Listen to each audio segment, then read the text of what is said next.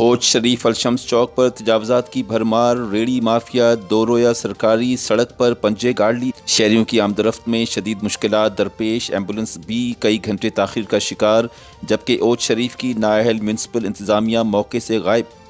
तफसीलात के मुताबिक अलशम्स चौक और उसके अतराफ में रेडी बान कब्जा माफिया बन गए हैं। दो रोया सरकारी सड़क पर पंजे गाड़ रखे हैं। दो रोया सरकारी सड़क सुकड़ कर रहेगी, जिसकी वजह से शहरियों की आमदरफ्त में शदीद मुश्किलात दरपेश हैं। एमरजेंसी वाली एम्बुलेंस को कई घंटे रास्ता न मिलने से एम्बुलेंस ताखिर का शिकार हो जाती है।